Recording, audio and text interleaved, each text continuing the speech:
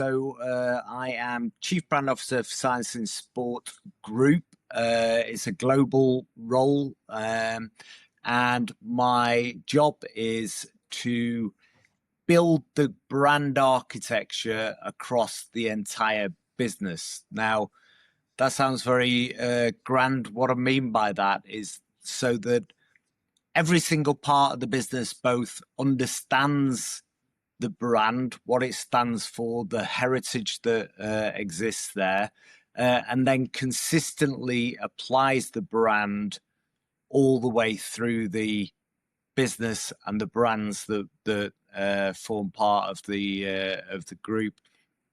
I think the most important part of any brand are the values and the behaviors that those values build. So there's a lot of activation of the values and an understanding of the purpose that sits behind science in sport.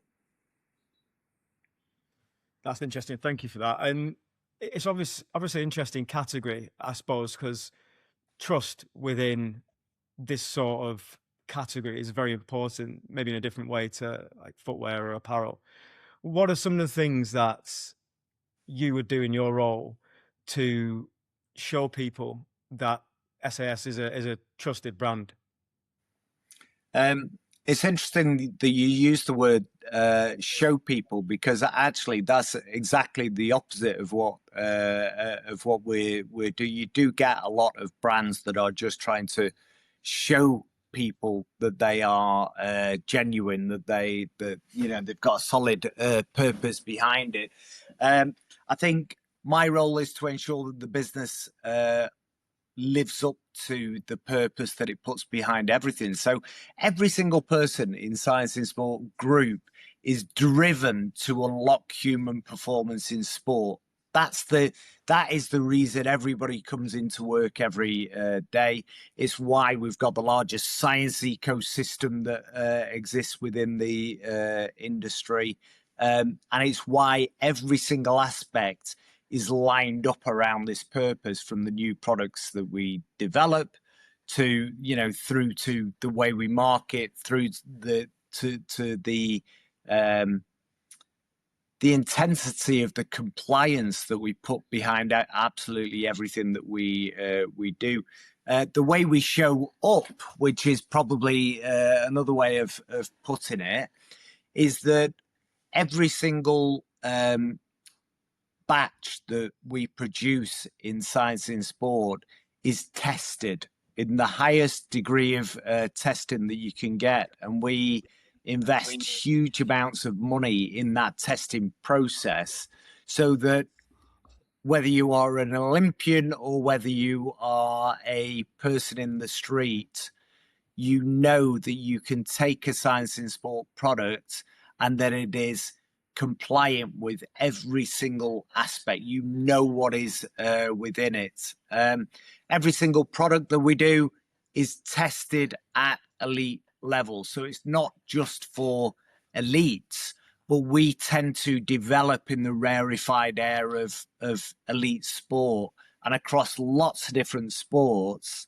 so that we understand the performance gaps that exist within that sport and how we can actually start filling that gap.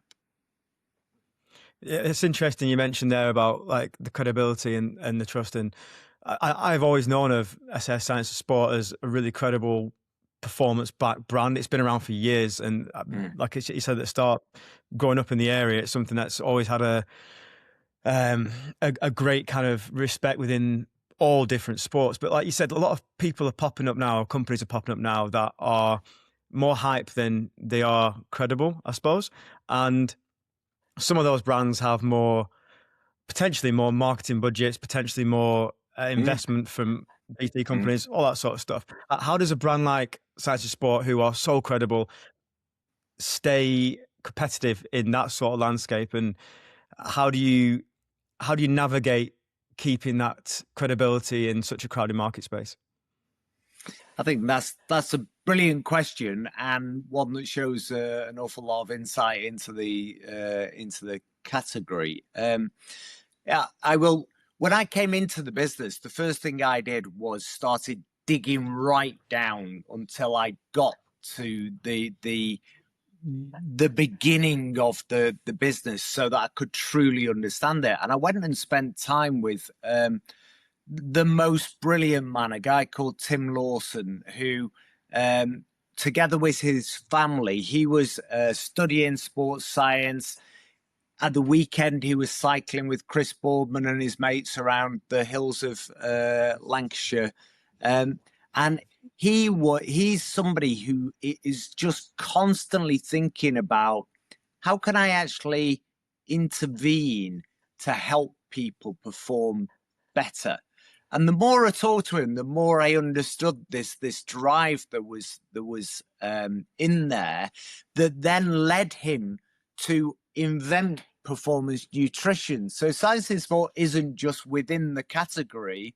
Science in sport created the category, and there's not many that can say that. So everything that has been built on Tim's legacy. I was saying to him, I am going to, before I leave this business, I'm going to build a statue of you, Tim, because you demand that, and what you've brought to Blackburn is great. But the reason I say that is that business then that Tim had founded then went on to invent different products that then moved the whole category forward. So it was the world's first isotonic gel that enabled athletes to take a gel without actually having water as well, because of the isotonic tolerances within it. And then if I take you back to, and I don't know if you're a cycling geek or not, but the beta fuel gel was created because we had scientists embedded in Team Sky when they were going for the 5 tours in a row, and listening to the story of Brailsford understanding that they were looking to get Froome to win the Tour and the Giro in the same year. And there was a stage on the Giro that was going to be the absolute key to it. So 6 months before that, we had scientists looking at it going, how do you actually get somebody that much fuel that he can actually do what he needs to do on that stage to win it, that would unlock the ability to win the Giro and the Tour in the same year. And that's where the world's first dual source gel came in, which was the beta fuel. So all of a sudden you had this performance gel in the isotonic, you had an endurance gel. That then became one of the biggest sellers in the world. So, excuse me, how do we stand up against the competitors? We stand on the shoulders of giants, and therefore, we are constantly understanding the heritage and the responsibility that we have to Tim Lawson and every single person that's worked in the business. If you were starting a business now, Matt, within this category, then I think that the model would probably be build a huge big building that's a marketing department with green screens and all the rest of it, to actually put huge amounts of budget into your marketing and just push that and have the analytics working for you and all the rest of it. Don't worry too much about the product. Just put something out. Unfortunately, we have a huge responsibility to everybody to create products that we can stand behind, that I could take to Tim Lawson today and say, this is the reason why this exists. So, we have to be able to put it in the hands of an elite athlete and be able to explain why they should take it, how they should take it, and the difference it will make to them. And we prove it with every performance that happens. If we were a country at the Olympics, the Paris Olympics, we'd have come second in the medal table because of the athletes that were buying our product to take it, not being paid to take it. So I think that's how we can kind of stand behind it and stand out in a marketplace. That's interesting. Like, you are a bit hamstrung in the sense that you have to be so credible to that core of what you started off with. The science has to back everything, and like you said, it's not all about the marketing. It's about being the kind of the baseline of the industry to say this is the right product, and that's difficult because it's not as marketable, like in the same sense as some other brand that could pop up with a niche product and push that out. Like when you're talking about the athlete partnerships and how you deal with that, that's interesting. Like top athletes buy your products. I know this. I went to Loughborough University. I spoke to and I ran alongside top athletes in the country, some at the Olympics and that stage, and a lot of them were using your products. And but other brands pop up with big pockets, and they will essentially buy those individuals. How do you truly build relationships with those athletes when you know that stuff can happen? And I can only equate it to, in the same sense, you often see some athletes in the footwear, like who are wearing certain shoe brands, and the best pair of carbon shoes, for example, are out there, and everyone wants to wear their Nike shoe because it's brand new and amazing. But athletes might be sponsored by Adi or Asics or whatever it is, and they have to be seen to be wearing their brand that are sponsoring them, but they can't because the performance will be deteriorated if they use it. It's the same kind of thing with what you're doing. How do you do that? So there's a number of points in there, if it's okay, that I'll kind of unpack. So one is around the university infrastructure, and how lucky are we in this country to have the quality universities that we do. You mentioned Loughborough. We've now got a partnership with Loughborough that's on such a deep level that we're in every aspect of Loughborough University because we believe in what they are doing so much. We have the same relationship because our chief scientist is the head of the sports science side at John Moores University in Liverpool, which is great, and we've got a real depth in there. And with MMU, with the Institute of Sport, I sit on the Sports Institute of Sport Advisory Board, and therefore, that connect with universities is really, really important. In terms of athletes, you mentioned Nike and it's the Vaporfly, isn't it? The one that adds the 3% to the running economy to be able to power Kipchoge to the marathon record that he gets. Now, James Morton, Professor James Morton, who I mentioned before, has just done the most extensive marathon study out there with elite runners, so sub 220 marathon runners, and looking at the carb burn that they need, and has shown that it's been peer reviewed and published and out. Male, and we're just completing the female marathon study that shows that actually, if you were able to power 120 grams of carbs an hour, you'll actually have a 3% running economy increase, which is the same as the Nike Vaporfly. When we talked to Nike about this and presented it, they were saying, "Wow, I didn't." The idea that the fuel can have as much impact as the shoe on there. So in terms of the athletes, if you put them in all the teams, all the elite teams, rugby teams, football teams, all the rest of it, NBA teams,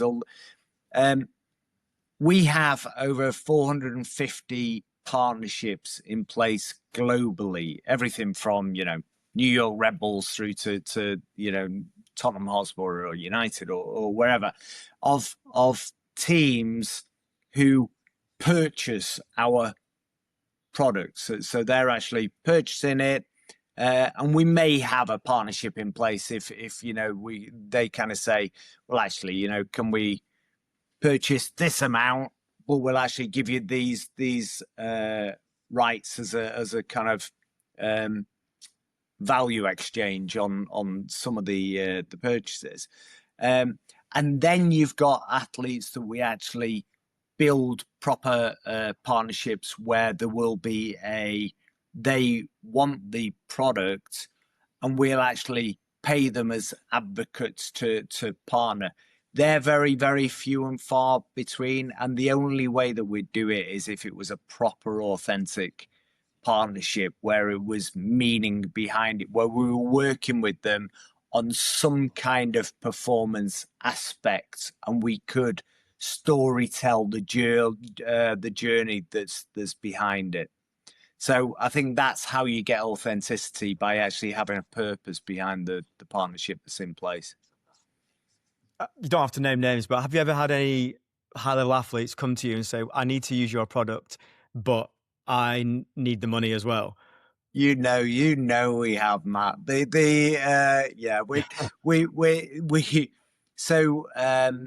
We have the ones that are probably the most frustrated are the ones that have a team partnership that's imposed on an athlete, but they want to use our product. So, Chris Hoy, I've got a beautiful film. I spent all last week with him filming this beautiful film at the velodrome with him watching the cyclists, and he was talking to me about he used to purchase Science in Sport as a student when he was 20 years old. He said, I was skinned. I couldn't afford to do it. He said, but you don't put rubbish petrol in a Ferrari, right? so yeah. He said I had to have it, and he said, and now I am an advisor to the business. He advises our new product development and, kind of works with the teams at understanding elite mindset and all the rest. And he said, if you'd told me that as a student, I'd have pinched myself. But yeah, do we have athletes who are promoted as taking one fuel when they're taking our fuel? Yes. Numerous amounts, yeah. No, that's a positive thing to happen. I imagine not many brands in the same space as you guys have that issue. And I think in terms of the wider sense of getting the brand name out there, what's the role of participation sport been in the last few years, and not just focusing on those elite few? Again, a great question. So if I swap hats, I've been incredibly privileged to have chaired an organisation called GM Moving, which gets a considerable amount of money from Sport England as an active partnership to make the inactive active within Manchester, and it's a strategic body that looks to see how we can impact on the infrastructure, how we can help communities, how we can work for communities for them to actually create their own solutions in terms of facilities they need and the ways that they need to do it. I look at with awe at what you do in this whole community feel and the way that you bring these thousands, millions, is it, of who are part of your events. The inspiration you're bringing with somebody able to compete in an event and complete it, and the difference that must make to their life going forward and the confidence it gives. I think it's absolutely superb.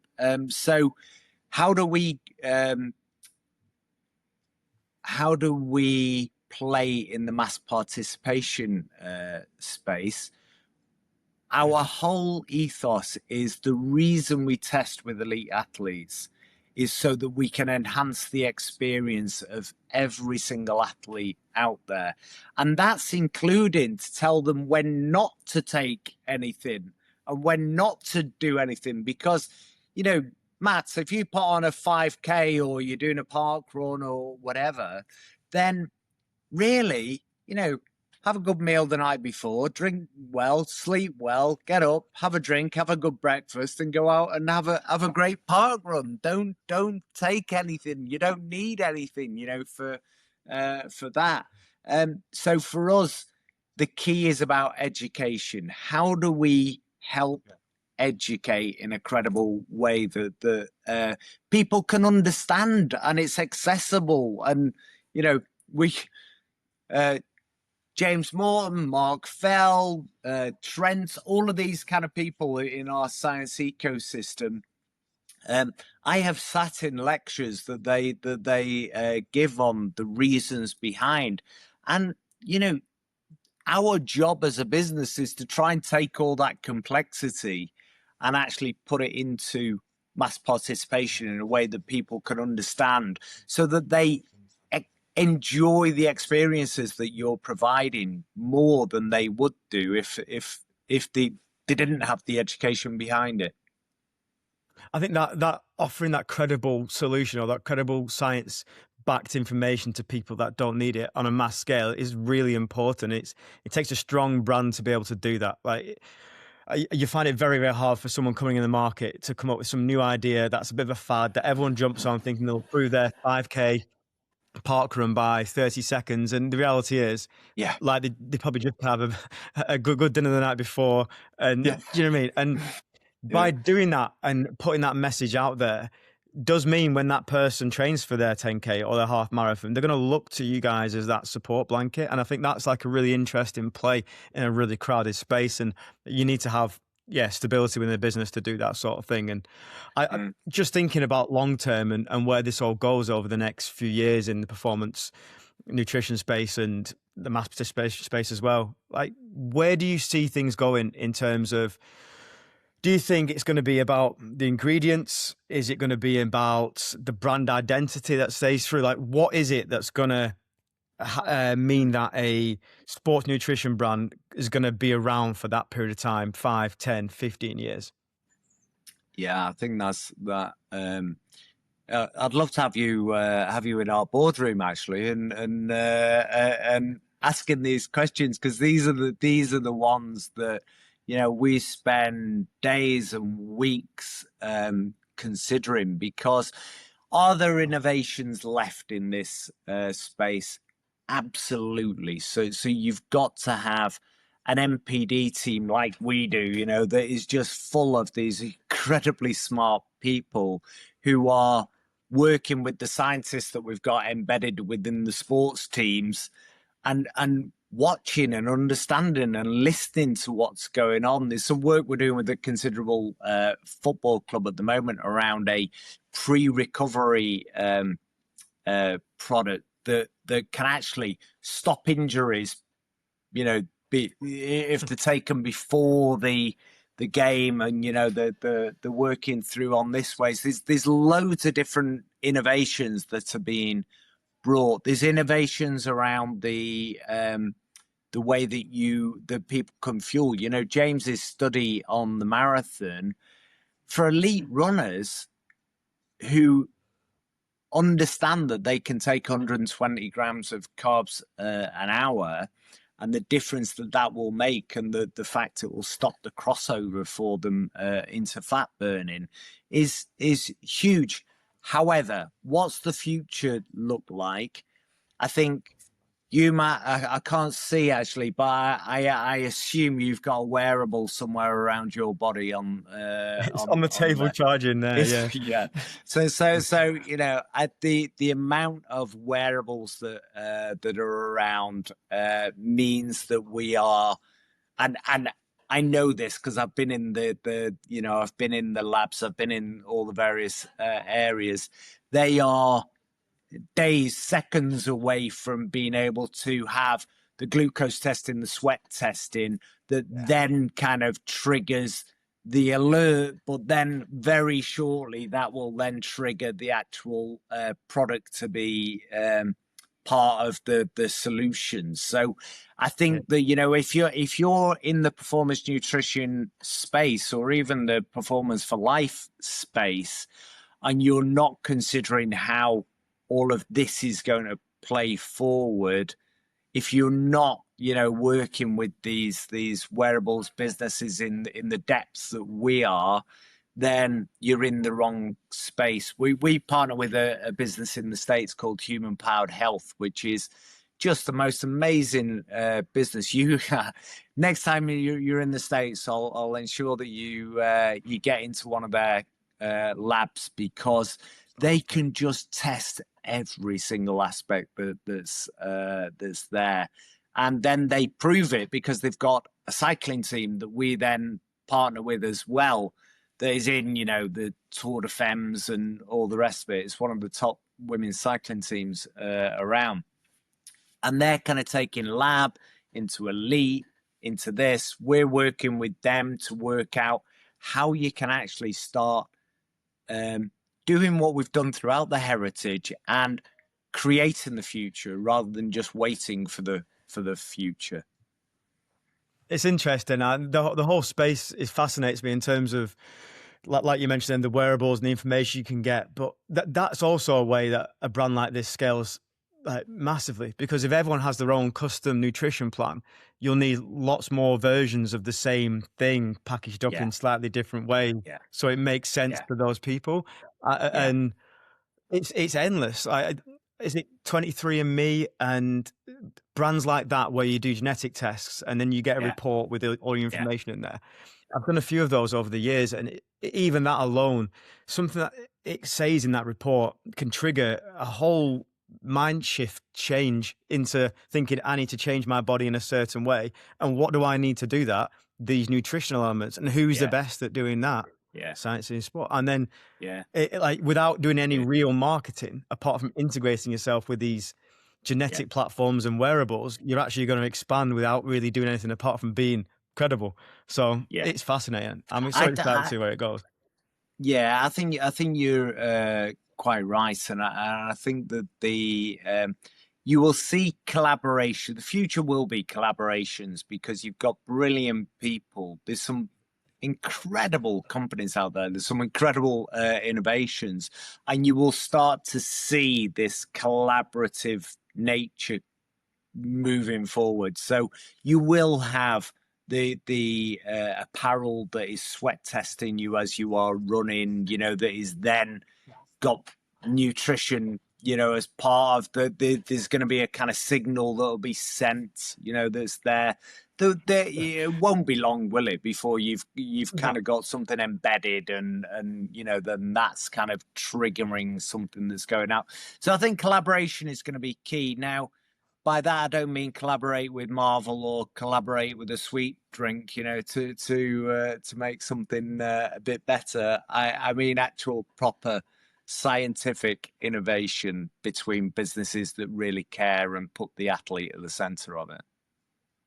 No, that's good. Yeah, thank you for all that. And I'm going to end with just one question. And I'm going to ask a question for the people who are founding companies and that sort of stuff. I think might be a useful question to ask. So what's one thing that founders get wrong about brand? Now, that is absolutely superb and a great way to end. So before we came on, I was congratulating you on your businesses. So I have, this is, would you believe, my first job. So I won't say how old I am, but it's fairly advanced. But I've spent my whole life founding and scaling my own businesses, and it's you know, my passion. I absolutely love it, and along the way, then I've invested in and supported a number of different founders to grow their business. So, you know, one of them is the biggest podcast network in Europe. We've got, you know, a huge digital marketing agency that's part of that. There is DJ booking platform that has scaled considerably. There's lots of different businesses that I've been lucky enough to be there at the start of it. The thing that people get wrong, and I will say it over and over again, is the ability to sit down on day one and work out, what is the purpose behind this business? Why are we existing? At Science in Sport, we exist to unlock human performance in sport. That dictates every decision that you've got that's there. If you can then understand and put down the 3 words on a piece of paper that are the values that are your non-negotiables. So I don't know what yours are. I'll maybe leave the last question to me to ask you what they are. But for businesses to understand, what are those 3 words that will be the words that you will hire on, the ones that you will make the big decisions on, the ones that for us, we've got curiosity in there, and it is the only thing we want are these people who are curious, that will wander around going, why not? Why can't we do this? Why can't we do that? You want the people who are for us that are bold. If you're the market leader and you've actually invented a category, you've got to be able to be bold and make calls, because changing the world, right, is a difficult thing to do. So you're going to come across a lot of resistance if you're a bit shy on it. So understanding those 3 values that you are going to just repeat and repeat and repeat, and just make sure everybody in the business understands them to the extent that every behavior that they do is dictated by those 3 words. I'd suggest they're the things that people get wrong in the business, and they're the simplest things. The 3, right? Yeah, yeah. No, that's a really, really good answer, and thank you so much for that insight. And good to hear how much experience you've had in the past with different businesses as well. And I'm sure that's going to be valuable information for people listening. But yeah, that's it for today, Mike. And thank you so much for giving us your time. And good luck with everything you're doing over at Science in Sport. Thank you. It's been a real pleasure, Matt. Thank you, and keep doing the good work you're doing.